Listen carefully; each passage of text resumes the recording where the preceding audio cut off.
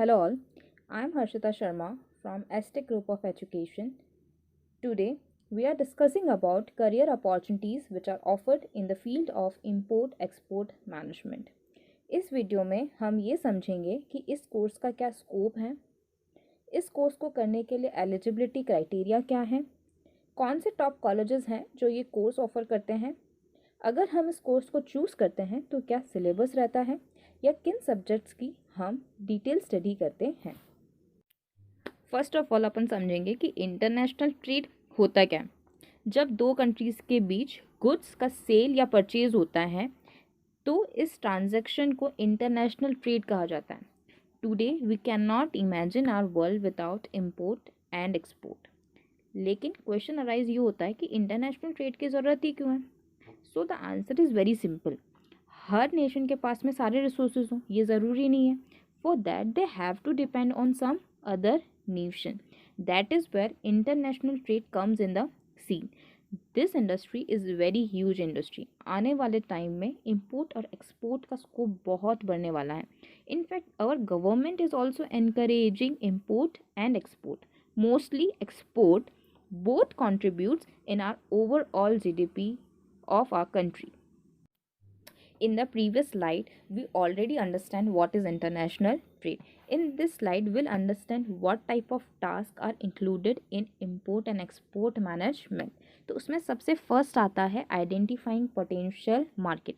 C if we want to export anything from our country ना, तो then we have to search कि in which nation या in which market our product is in demand. तो सबसे अपन first कर लेंगे कि आइडेंटिफाई कर लेंगे कि किस मार्केट में हमारे प्रोडक्ट की डिमांड है. चलो हमने सर्च भी कर लिया. उसके बाद में आता है कॉन्ट्रैक्ट नेगोशिएशन. कॉन्ट्रैक्ट नेगोशिएशन का मतलब होता है कि जब भी हम सेल या परचेज करेंगे ना, तो उसके जो टर्म्स एंड कंडीशंस है ना, वो हमें बहुत क्लियरली स्टेट करने पड़ेगी. जैसे कि हम किस प्राइस पे सेल या परचेज करेंगे, कितनी क्वांटिटी सेल या परचेज करेंगे, किस डेट को हमें डिलीवरी देनी है या लेनी है. उसके बाद में आता है कि अब हमें हमारे गुड्स को ट्रांसपोर्ट तो करना पड़ेगा, तो उसके लिए हमें कोई भी शिपिंग कंपनी को कांटेक्ट करना पड़ेगा so that they can help us in transporting our goods to the next country. उसके बाद में आता है कस्टम क्लियरेंसेस. देखो, custom is nothing but a tax which importer और exporter have to pay to the custom authority. Then only they can take the goods to their final destination. तो ये जो 4 टास्क है ना, वो इम्पोर्ट और export management में हमें परफॉर्म करने पड़ेंगे. अब इस स्लाइड के थ्रू हम समझेंगे कि इम्पोर्ट एक्सपोर्ट मैनेजमेंट कोर्सेज पढ़ना ही क्यों चाहिए, या आजकल इन कोर्सेज की इतनी हाइप क्यों बनी हुई है. तो उसके 2 मेन रीजंस है. सबसे फर्स्ट है कि ये जो एरिया है ना, वो काफ़ी अनएक्सप्लोर्ड है लेकिन डेवलपिंग है.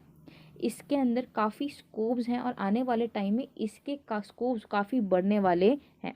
सेकंड, ये जो एरिया है ना, ये जो फील्ड है, ये काफ़ी लुक्रेटिव लगता है, दूर से बड़ा अट्रैक्टिव लगता है, लेकिन टू बी ऑनेस्ट ये थोड़ा हार्ड फील्ड है. लेकिन इसके अंदर आप एक्सेल कर लो ना, इस पर इसको समझ लो ना, तो उसके बाद में देयर इज़ नो लिमिट. इसके थ्रू आपको बहुत हाई पेइंग जॉब्स भी मिल सकती है. अब इसके कौन से कोर्सेज अवेलेबल हैं, इसके बारे में थोड़ा समझ लेते हैं. स्टूडेंट्स इस कोर्स को 3 तरीके से कर सकते हैं. They can do 1 year diploma programme और एनी सर्टिफिकेशन कोर्स और full time MBA with specialisation in import export management.